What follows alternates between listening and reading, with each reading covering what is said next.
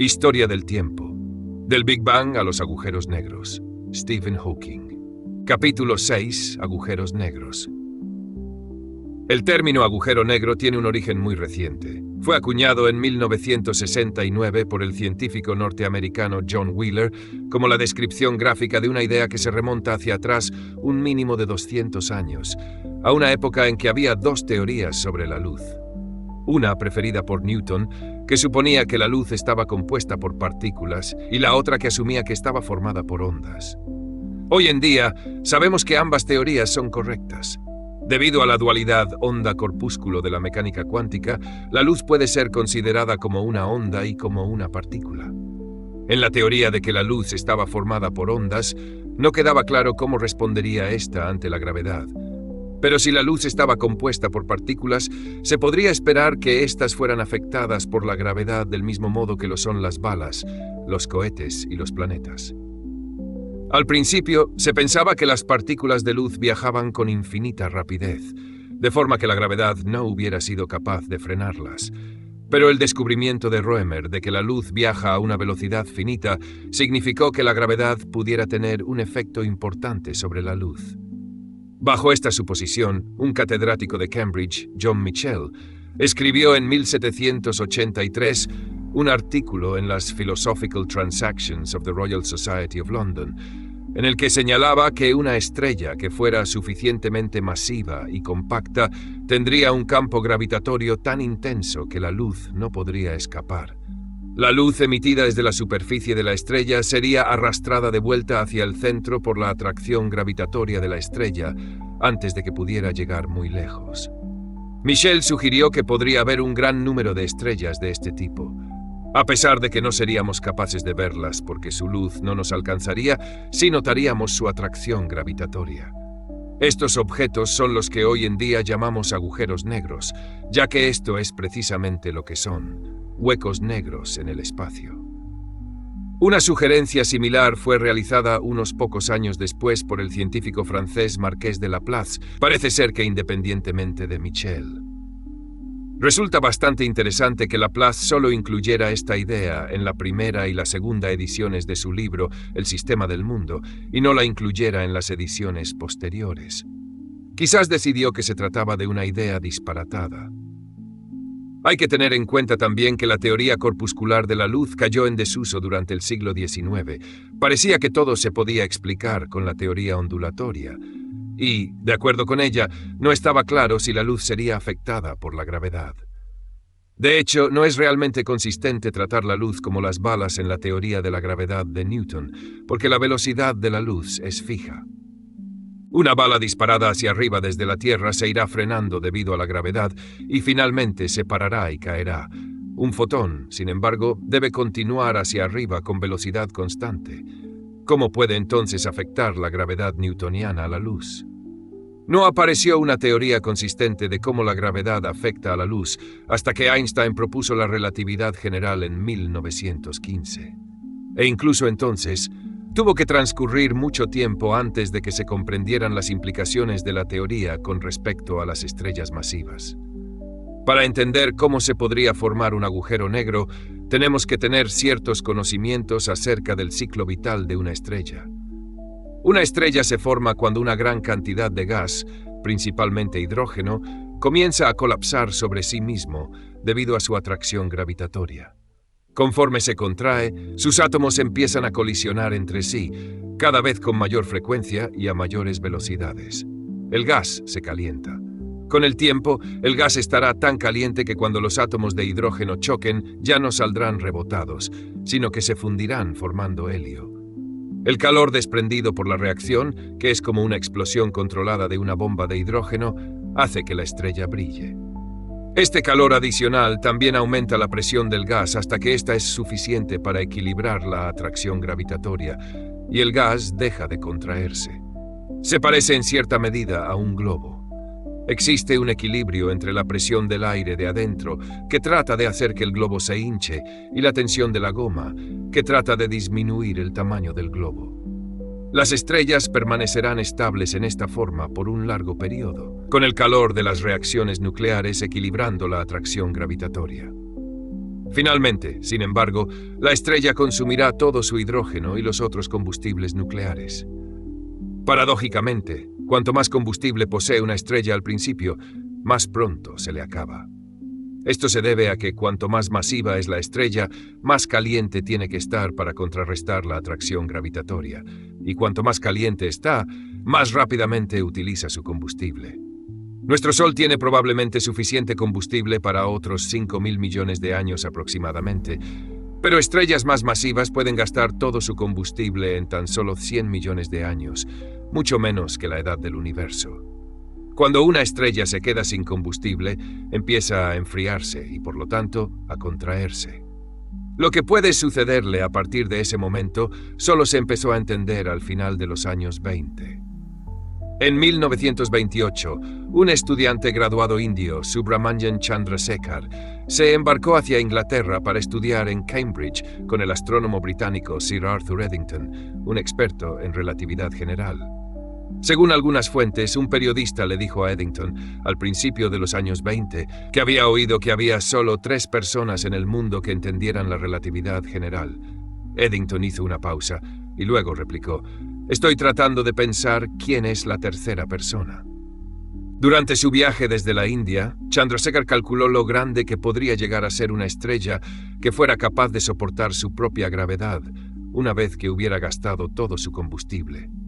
La idea era la siguiente: cuando la estrella se reduce en tamaño, las partículas materiales están muy cerca unas de otras y así, de acuerdo con el principio de exclusión de Pauli, tienen que tener velocidades muy diferentes. Esto hace que se alejen unas de otras, lo que tiende a expandir a la estrella. Una estrella puede, por lo tanto, mantenerse con un radio constante debido a un equilibrio entre la atracción de la gravedad y la repulsión que surge del principio de exclusión, de la misma manera que antes la gravedad era compensada por el calor. Chandrasekhar se dio cuenta, sin embargo, de que existe un límite a la repulsión que el principio de exclusión puede proporcionar. La teoría de la relatividad limita la diferencia máxima entre las velocidades de las partículas materiales de la estrella a la velocidad de la luz. Esto significa que, cuando la estrella fuera suficientemente densa, la repulsión debida al principio de exclusión sería menor que la atracción de la gravedad. Chandrasekhar calculó que una estrella fría de más de aproximadamente 1,5 veces la masa del Sol no sería capaz de soportar su propia gravedad. A esta masa se le conoce hoy en día como el límite de Chandrasekhar. Un descubrimiento similar fue realizado casi al mismo tiempo por el científico ruso Lev Davidovich Landau. Todo esto tiene serias implicaciones en el destino último de las estrellas masivas. Si una estrella posee una masa menor que el límite de Chandrasekhar, puede finalmente cesar de contraerse y estabilizarse en un posible estado final, como una estrella enana blanca, con un radio de unos pocos miles de kilómetros y una densidad de decenas de toneladas por centímetro cúbico. Una enana blanca se sostiene por la repulsión debida al principio de exclusión entre los electrones de su materia. Se puede observar un gran número de estas estrellas enanas blancas. Una de las primeras que se descubrieron fue una estrella que está girando alrededor de Sirio, la estrella más brillante en el cielo nocturno. Landau señaló que existía otro posible estado final para una estrella, también con una masa límite de 1 o 2 veces la masa del Sol, pero mucho más pequeña incluso que una enana blanca. Estas estrellas se mantendrían gracias a la repulsión debida al principio de exclusión entre neutrones y protones, en vez de entre electrones. Se les llamó por eso estrellas de neutrones. Tendrían un radio de unas 10 millas aproximadamente y una densidad de cientos de millones de toneladas por pulgada cúbica. En la época en que fueron predichas, no había forma de poder observarlas. No fueron detectadas realmente hasta mucho después. Estrellas con masas superiores al límite de Chandrasekhar tienen, por el contrario, un gran problema cuando se les acaba el combustible. En algunos casos, consiguen explotar o se las arreglan para desprenderse de la suficiente materia como para reducir su peso por debajo del límite y evitar así un catastrófico colapso gravitatorio. Pero es difícil pensar que esto ocurra siempre, independientemente de lo grande que sea la estrella. ¿Cómo podría saber la estrella que tenía que perder peso? E incluso si todas las estrellas se las arreglaran para perder la masa suficiente como para evitar el colapso, ¿qué sucedería si se añadiera más masa a una enana blanca o a una estrella de neutrones, de manera que se sobrepasara el límite? Se colapsaría alcanzando una densidad infinita. Eddington se asombró tanto por esta conclusión que rehusó creer en el resultado de Chandrasekhar. Pensó que era simplemente imposible que una estrella pudiera colapsarse y convertirse en un punto. Este fue el criterio de la mayoría de los científicos. El mismo Einstein escribió un artículo en el que sostenía que las estrellas no podrían encogerse hasta tener un tamaño nulo. La hostilidad de otros científicos, en particular de Eddington, su antiguo profesor y principal autoridad en la estructura de las estrellas, persuadió a Chandrasekhar de abandonar esta línea de trabajo y volver su atención hacia otros problemas de astronomía, tales como el movimiento de los grupos de estrellas. Sin embargo, cuando se le otorgó el Premio Nobel en 1983, fue, al menos en parte, por sus primeros trabajos sobre la masa límite de las estrellas frías.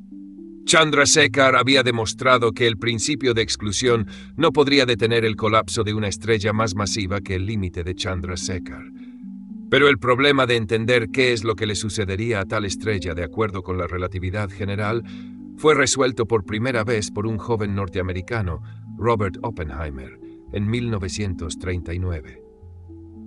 Su resultado, sin embargo, sugería que no habría consecuencias observables que pudieran ser detectadas por un telescopio de su época. Entonces comenzó la Segunda Guerra Mundial, y el propio Oppenheimer se vio involucrado en el proyecto de la bomba atómica. Después de la guerra, el problema del colapso gravitatorio fue ampliamente olvidado, ya que la mayoría de los científicos se vieron atrapados en el estudio de lo que sucede a escala atómica y nuclear. En los años 60, no obstante, el interés por los problemas de gran escala de la astronomía y la cosmología fue resucitado a causa del aumento en el número y categoría de las observaciones astronómicas, ocasionado por la aplicación de la tecnología moderna. El trabajo de Oppenheimer fue entonces redescubierto y adoptado por una cantidad de personas. La imagen que tenemos hoy del trabajo de Oppenheimer es la siguiente. El campo gravitatorio de la estrella cambia los caminos de los rayos de luz en el espacio-tiempo respecto de cómo hubieran sido si la estrella no hubiera estado presente. Los conos de luz, que indican los caminos seguidos en el espacio y en el tiempo por destellos luminosos emitidos desde sus vértices, se inclinan ligeramente hacia adentro cerca de la superficie de la estrella. Esto puede verse en la desviación de la luz, proveniente de estrellas distantes, observada durante un eclipse solar. Cuando la estrella se contrae, el campo gravitatorio en su superficie es más intenso y los conos de luz se inclinan más hacia adentro. Esto hace más difícil que la luz de la estrella escape, y la luz se muestra más débil y más roja para un observador lejano. Finalmente, cuando la estrella se ha reducido hasta un cierto radio crítico, el campo gravitatorio en la superficie llega a ser tan intenso que los conos de luz se inclinan tanto hacia adentro que la luz ya no puede escapar. De acuerdo con la teoría de la relatividad, nada puede viajar más rápido que la luz. Así, si la luz no puede escapar, tampoco lo puede hacer ningún otro objeto. Todo es arrastrado por el campo gravitatorio. Por lo tanto, se tiene un conjunto de sucesos, una región del espacio-tiempo, desde donde no se puede escapar y alcanzar a un observador lejano. Esta región es lo que hoy en día llamamos un agujero negro. Su frontera se denomina el horizonte de sucesos y coincide con los caminos de los rayos luminosos que están justo a punto de escapar del agujero negro, pero no lo consiguen. Para entender lo que se vería si uno observara cómo se colapsa una estrella para formar un agujero negro, hay que recordar que en la teoría de la relatividad no existe un tiempo absoluto. Cada observador tiene su propia medida del tiempo. El tiempo para alguien que esté en una estrella será diferente al de otra persona lejana, debido al campo gravitatorio de esa estrella. Supongamos que un intrépido astronauta, que estuviera situado en la superficie de una estrella que se colapsa y se colapsara hacia adentro con ella, enviase una señal cada segundo, de acuerdo con su reloj, a su nave espacial, que gira en órbita alrededor de la estrella. A cierta hora, según su reloj, digamos que a las 11 de la mañana, la estrella se reduciría por debajo de su radio crítico. Entonces el campo gravitatorio se haría tan intenso que nada podría escapar y las señales del astronauta ya no alcanzarían a la nave.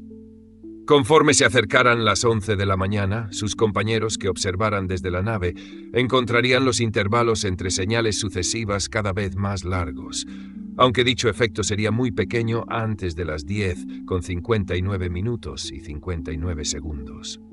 Solo tendrían que esperar poco más de un segundo entre la señal del astronauta de las 10:59 y 58 segundos y la que envió cuando en su reloj eran las 10:59 y 59 segundos. Pero tendrían que esperar eternamente la señal de las 11 de la mañana. Las ondas luminosas emitidas desde la superficie de la estrella entre las 10:59 y 59 segundos y las 11 de la mañana, según el reloj del astronauta, estarían extendidas a lo largo de un periodo infinito de tiempo, visto desde la nave. El intervalo de tiempo entre la llegada de ondas sucesivas a la nave se haría cada vez más largo. Por eso la luz de la estrella llegaría cada vez más roja y más débil. Al final, la estrella sería tan oscura que ya no podría verse desde la nave. Todo lo que quedaría sería un agujero negro en el espacio. La estrella continuaría, no obstante, ejerciendo la misma fuerza gravitatoria sobre la nave que seguiría en órbita alrededor del agujero negro. Pero este supuesto no es totalmente realista, debido al problema siguiente. La gravedad se hace tanto más débil cuanto más se aleja uno de la estrella. Así, la fuerza gravitatoria sobre los pies de nuestro intrépido astronauta sería siempre mayor que sobre su cabeza. Esta diferencia de las fuerzas estiraría a nuestro astronauta como un espagueti, o lo despedazaría antes de que la estrella se hubiera contraído hasta el radio crítico en que se forma el horizonte de sucesos.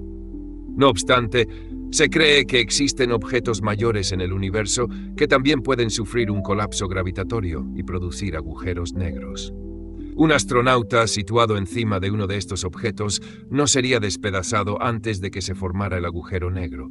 De hecho, él no sentiría nada especial cuando alcanzara el radio crítico y podría pasar el punto de no retorno sin notarlo. Sin embargo, a las pocas horas, mientras la región continuara colapsándose, la diferencia entre las fuerzas gravitatorias sobre su cabeza y sobre sus pies se haría tan intensa que de nuevo sería despedazado. El trabajo que Roger Penrose hicimos entre 1965 y 1970 demostró, de acuerdo con la relatividad general, debe haber una singularidad de densidad y curvatura del espacio-tiempo infinitas dentro de un agujero negro. La situación es parecida al Big Bang al principio del tiempo, solo que sería el final, en vez del principio del tiempo, para el cuerpo que se colapsa y para el astronauta. En esta singularidad, tanto las leyes de la ciencia como nuestra capacidad de predecir el futuro fallarían totalmente. No obstante, cualquier observador que permaneciera fuera del agujero negro no estaría afectado por este fallo de capacidad de predicción, porque ni la luz ni cualquier otra señal podrían alcanzarle desde la singularidad. Este hecho notable llevó a Roger Penrose a proponer la hipótesis de la censura cósmica, que podría parafrasearse como «Dios detesta una singularidad desnuda». En otras palabras, las singularidades producidas por un colapso gravitatorio solo ocurren en sitios, como los agujeros negros, en donde están decentemente ocultas por medio de un horizonte de sucesos, para no ser vistas desde fuera. Estrictamente, esto es lo que se conoce como la hipótesis débil de la censura cósmica. Protege a los observadores que se quedan fuera del agujero negro de las consecuencias de la crisis de predicción que ocurre en la singularidad, pero no hace nada por el pobre desafortunado astronauta que cae en el agujero. Existen algunas soluciones de las ecuaciones de la relatividad general en las que le es posible al astronauta ver una singularidad desnuda. Él puede evitar chocar con la singularidad y, en vez de esto, caer a través de un agujero de gusano para salir en otra región del universo. Esto ofrecería grandes posibilidades de viajar en el espacio y en el tiempo, aunque desafortunadamente parece ser que estas soluciones son altamente inestables. La menor perturbación, como, por ejemplo, la presencia del astronauta, puede cambiarlas, de forma que el astronauta podría no ver la singularidad hasta que chocara con ella, momento en el que encontraría su final. En otras palabras, la singularidad siempre estaría en su futuro, y nunca en su pasado. La versión fuerte de la hipótesis de la censura cósmica nos dice que las singularidades siempre estarán, o bien enteramente en el futuro, como las singularidades de colapsos gravitatorios, o bien enteramente en el pasado, como el Big Bang. Yo creo fuertemente en la censura cósmica, por lo cual le aposté a Kip Thorne y John Preskill del Instituto Tecnológico de California que siempre se mantendría. Perdí la apuesta por un tecnicismo, porque se produjeron ejemplos de soluciones en que una singularidad era visible desde muy larga distancia. Así que tuve que pagar, lo cual, de acuerdo con los términos de la apuesta, significaba que tuve que cubrir su desnudez. Pero puedo reclamar una victoria moral. Las singularidades desnudas eran inestables. La menor perturbación podría causar que o bien desaparecieran o bien se ocultaran detrás de un horizonte de eventos. Por lo tanto, no podrían ocurrir en situaciones reales. Es muy probable que se verifique alguna de las versiones de la censura cósmica, porque cerca de singularidades desnudas puede ser posible viajar al pasado. Aunque esto sería atractivo para los escritores de ciencia ficción, significaría que nuestras vidas nunca estarían a salvo. Alguien podría volver al pasado y matar a tu padre o a tu madre antes de que hubieras sido concebido.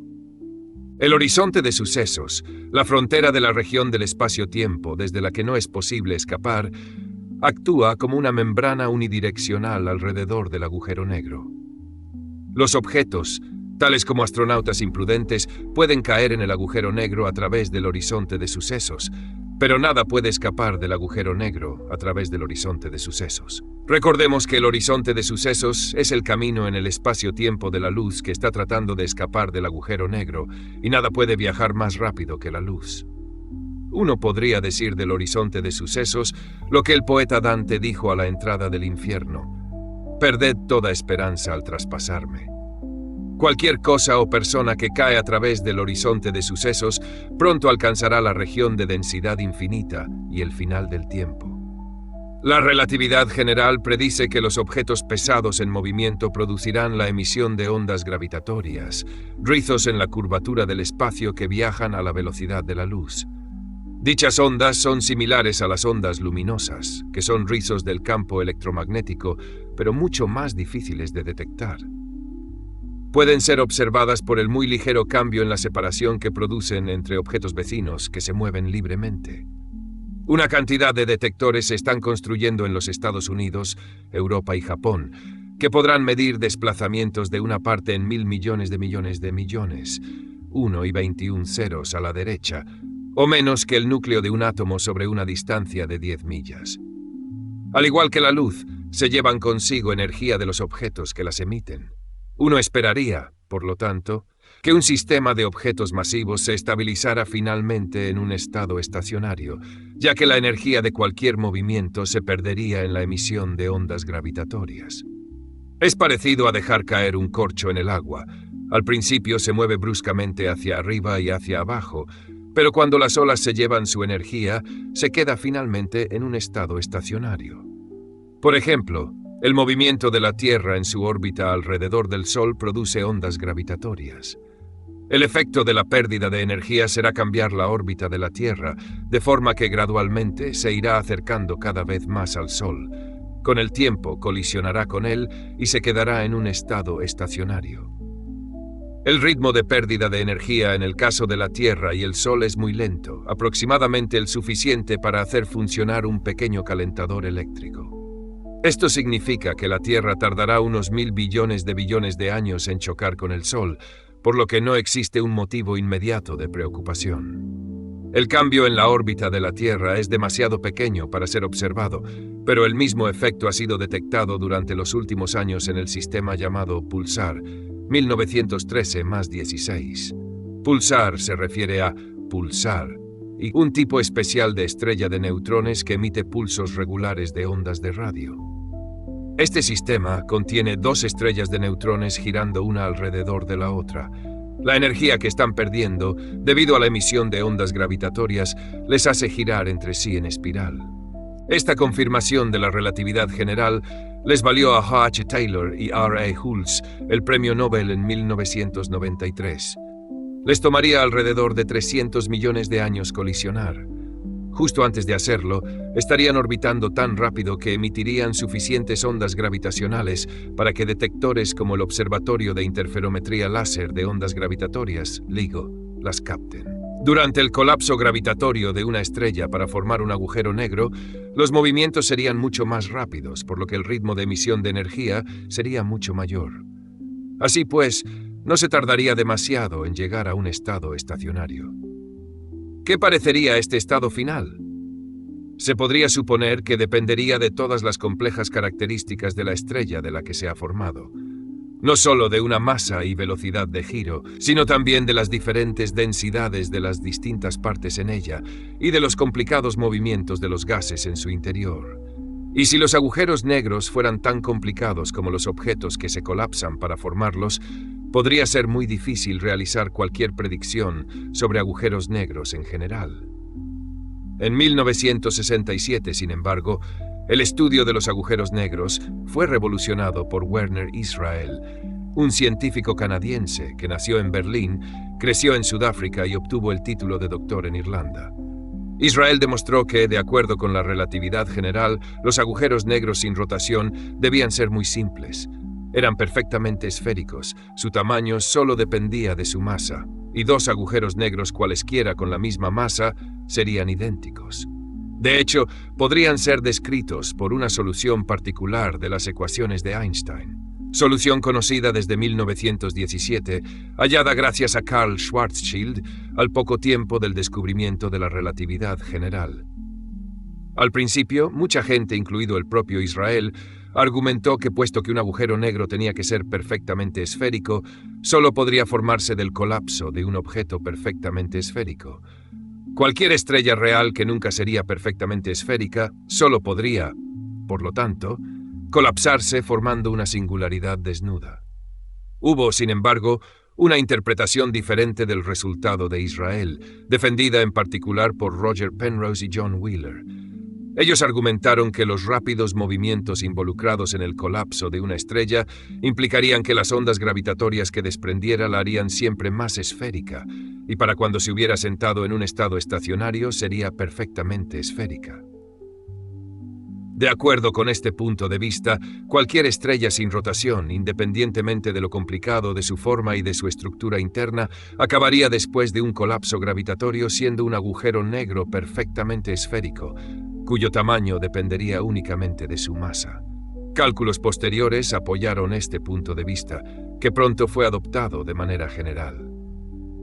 El resultado de Israel solo se aplicaba al caso de agujeros negros formados a partir de cuerpos sin rotación. En 1963, Roy Kerr, un neozelandés, encontró un conjunto de soluciones a las ecuaciones de la relatividad general que describían agujeros negros en rotación. Estos agujeros negros de Kerr giran a un ritmo constante y su tamaño y forma solo dependen de su masa y de su velocidad de rotación. Si la rotación es nula, el agujero negro es perfectamente redondo y la solución es idéntica a la de Schwarzschild. Si la rotación no es cero, el agujero negro se deforma hacia afuera cerca de su ecuador, tal como la Tierra o el Sol se achatan en los polos debido a su rotación, y cuanto más rápido gira, más se deforma. De este modo, al extender el resultado de Israel para poder incluir a los cuerpos en rotación, se conjeturó que cualquier cuerpo en rotación que colapsara y formara un agujero negro llegaría finalmente a un estado estacionario descrito por la solución de Kerr. En 1970, un colega y alumno mío de investigación en Cambridge, Brandon Carter, dio el primer paso para la demostración de la anterior conjetura. Probó, con tal de que un agujero negro rotando de manera estacionaria tuviera un eje de simetría, como una peonza, su tamaño y su forma solo dependerían de su masa y de la velocidad de rotación. Luego, en 1971, yo demostré que cualquier agujero negro rotando de manera estacionaria siempre tendría un eje de simetría. Finalmente, en 1973, David Robinson, del King's College de Londres, usó el resultado de Carter y el mío para demostrar que la conjetura era correcta. Dicho agujero negro tiene que ser verdaderamente la solución de Kerr. Así, después de un colapso gravitatorio, un agujero negro se debe asentar en un estado en el que puede rotar, pero no puede tener pulsaciones, es decir, aumentos y disminuciones periódicas de su tamaño. Además, su tamaño y forma solo dependerán de su masa y velocidad de rotación, y no de la naturaleza del cuerpo que lo ha generado mediante su colapso. Este resultado se dio a conocer con la frase: un agujero negro no tiene pelo. El teorema de la no existencia de pelo es de gran importancia práctica porque restringe fuertemente los tipos posibles de agujeros negros. Se pueden hacer, por lo tanto, modelos detallados de objetos que podrían contener agujeros negros y comparar las predicciones de estos modelos con las observaciones. También implica que una gran cantidad de información sobre el cuerpo colapsado se debe perder cuando se forma el agujero negro, porque después de ello, todo lo que se puede medir del cuerpo es la masa y la velocidad de rotación. El significado de todo esto se verá en el próximo capítulo. Los agujeros negros son un caso, entre unos pocos en la historia de la ciencia, en el que la teoría se desarrolla en gran detalle como un modelo matemático, antes de que haya ninguna evidencia a través de las observaciones de que aquella es correcta. En realidad, esto constituía el principal argumento de los oponentes de los agujeros negros. ¿Cómo podría uno creer en objetos cuya única evidencia eran cálculos basados en la dudosa teoría de la relatividad general? En 1963, sin embargo, Maarten Schmidt, un astrónomo del Observatorio Monte Palomar de California, midió el corrimiento hacia el rojo de un débil objeto parecido a una estrella, situado en la dirección de la fuente de ondas de radio llamada 3C273, es decir, fuente número 273 del tercer catálogo de Cambridge de fuentes de radio. Encontró que dicho corrimiento era demasiado grande para ser causado por un campo gravitatorio. Si hubiera sido un corrimiento hacia el rojo de origen gravitatorio, el objeto tendría que haber sido tan masivo y tan cercano a nosotros que habría perturbado las órbitas de los planetas del sistema solar. Esto indujo a pensar que el corrimiento hacia el rojo fue causado, en vez de por la gravedad, por la expansión del universo, lo que a su vez implicaba que el objeto estaba muy lejos. Y para ser visible a tan gran distancia, el objeto debería ser muy brillante. Debería, en otras palabras, emitir una enorme cantidad de energía. El único mecanismo que se podía pensar que produjera tales cantidades de energía parecía ser el colapso gravitatorio, no ya de una estrella, sino de toda una región central de una galaxia. Cierto número de otros objetos cuasiestelares o quasars similares han sido descubiertos, todos con grandes corrimientos hacia el rojo. Pero todos están demasiado lejos y, por lo tanto, son demasiado difíciles de observar para que puedan proporcionar evidencias concluyentes acerca de los agujeros negros. Nuevos estímulos sobre la existencia de agujeros negros llegaron en 1967 con el descubrimiento, por un estudiante de investigación de Cambridge, Jocelyn Bell, de objetos celestes que emitían pulsos regulares de ondas de radio. Al principio, Bell y su director de tesis, Anthony Hewish, pensaron que podrían haber establecido contacto con una civilización extraterrestre de la galaxia. En verdad, recuerdo que en el seminario en el que anunciaron su descubrimiento, denominaron a las primeras 4 fuentes encontradas LGM-1A4. LGM quería decir Little Green Men, hombrecillos verdes. Al final, sin embargo, ellos y el resto de científicos llegaron a la conclusión menos romántica de que estos objetos, a los que se les dio el nombre de pulsars, eran de hecho estrellas de neutrones en rotación, que emitían pulsos de ondas de radio debido a una complicada interacción entre sus campos magnéticos y la materia de su alrededor. Fueron malas noticias para los escritores de westerns espaciales, pero muy esperanzadoras para el pequeño grupo de los que creíamos en agujeros negros en aquella época. Fue la primera evidencia positiva de que las estrellas de neutrones existían. Una estrella de neutrones posee un radio de unas 10 millas, solo una pequeña cantidad de veces el radio crítico en que una estrella se convierte en un agujero negro. Si una estrella podía colapsarse hasta un tamaño tan pequeño, no era ilógico esperar que otras estrellas pudieran colapsar a tamaños incluso menores y se convirtieran en agujeros negros. ¿Cómo podríamos esperar que se detectase un agujero negro si por su propia definición no emite ninguna luz? Podría parecer algo similar a buscar un gato negro en un sótano lleno de carbón. Afortunadamente, hay una manera. Como John Michell señaló en su artículo pionero de 1783, un agujero negro sigue ejerciendo una fuerza gravitatoria sobre los objetos cercanos. Los astrónomos han observado muchos sistemas en los que dos estrellas giran en órbita una alrededor de la otra, atraídas entre sí por la gravedad. También observan sistemas en los que solo existe una estrella visible que está girando alrededor de algún compañero invisible. No se puede, desde luego, llegar a la conclusión de que el compañero es un agujero negro. Podría ser simplemente una estrella que es demasiado débil para ser vista. Sin embargo, algunos de estos sistemas, como el llamado Cygnus X1, también son fuentes intensas de rayos X. La mejor explicación de este fenómeno es que se está quitando materia de la superficie de la estrella visible.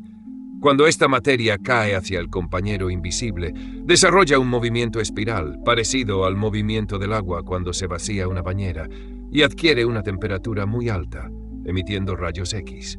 Para que este mecanismo funcione, el objeto invisible tiene que ser pequeño, como una enana blanca, una estrella de neutrones o un agujero negro. A partir de la órbita observada de la estrella visible, se puede determinar la masa más pequeña posible del objeto invisible. En el caso de Cygnus X1, esta es de unas 6 veces la masa del Sol, lo que, de acuerdo con el resultado de Chandrasekhar, es demasiado grande para que el objeto invisible sea una enana blanca. También es una masa demasiado grande para ser una estrella de neutrones. Parece, por lo tanto, que se trata de un agujero negro. Existen otros modelos para explicar Cygnus X1, que no incluyen un agujero negro, pero todos son bastante inverosímiles. Un agujero negro parece ser la única explicación realmente natural de las observaciones. A pesar de ello, le aposté a Kip Thorne, del Instituto Tecnológico de California, que de hecho Cygnus X1 no contiene ningún agujero negro. Se trataba de una especie de póliza de seguros para mí. He realizado una gran cantidad de trabajos sobre agujeros negros y estaría todo perdido si resultara que los agujeros negros no existen. Pero en este caso, tendría el consuelo de ganar la apuesta, que me proporcionaría recibir la revista Private Eye durante 4 años.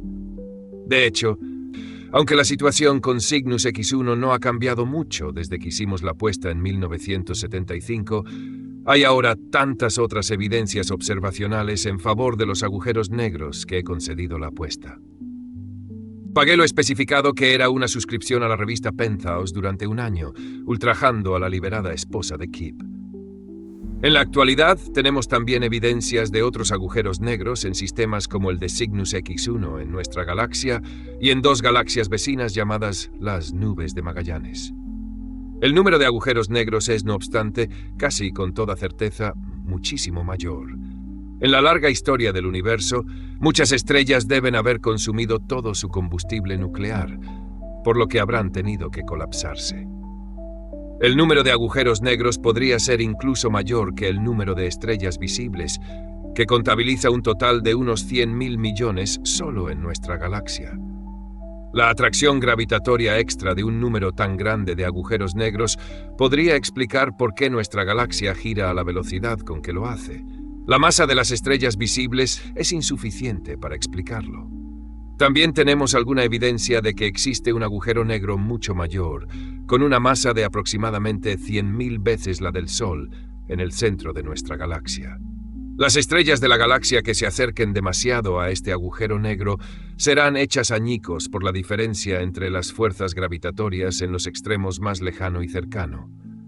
Sus restos y el gas que es barrido de las otras estrellas caerán hacia el agujero negro. Como en el caso de Cygnus X1, el gas se moverá en espiral hacia adentro y se calentará, aunque no tanto como en aquel caso. No se calentará lo suficiente como para emitir rayos X, pero sí que podría ser una explicación de la fuente enormemente compacta de ondas de radio y de rayos infrarrojos que se observa en el centro de la galaxia. Se piensa que agujeros negros similares, pero más grandes, con masas de unos 100 millones de veces la del Sol, existen en el centro de los quasars.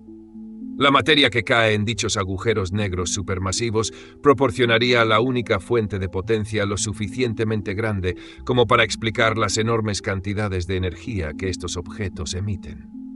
Cuando la materia cayera en espiral hacia el agujero negro, haría girar a este en la misma dirección, haciendo que desarrollara un campo magnético parecido al de la Tierra.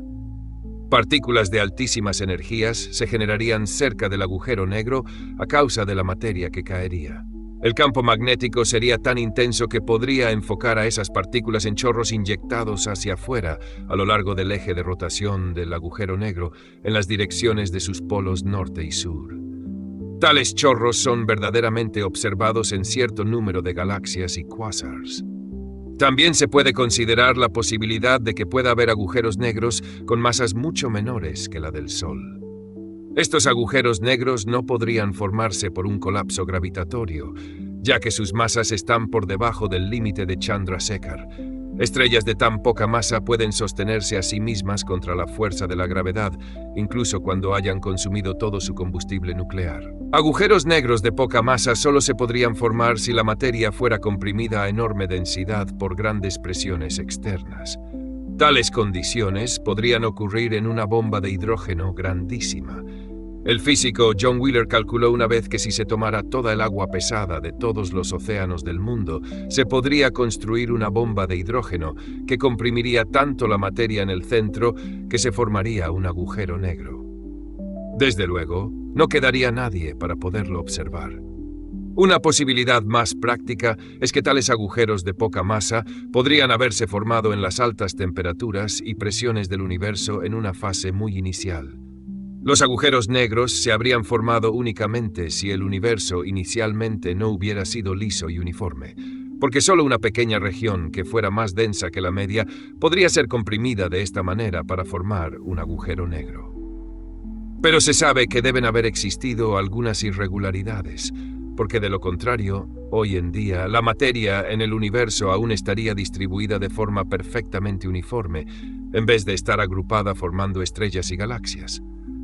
El que las irregularidades requeridas para explicar la existencia de las estrellas y de las galaxias hubieran sido suficientes o no para la formación de un número significativo de agujeros negros primitivos depende claramente de las condiciones del universo primitivo. Así, si pudiéramos determinar cuántos agujeros negros primitivos existen en la actualidad, aprenderíamos una enorme cantidad de cosas sobre las primeras etapas del universo. Agujeros negros primitivos con masas de más de 1.000 millones de toneladas, la masa de una montaña grande, solo podrían ser detectados por su influencia gravitatoria sobre la materia visible o en la expansión del universo. Sin embargo, como aprenderemos en el siguiente capítulo, los agujeros negros no son realmente negros después de todo. Irradian como un cuerpo caliente, y cuanto más pequeños son, más irradian. Así, paradójicamente, los agujeros negros más pequeños podrían realmente resultar más fáciles de detectar que los grandes.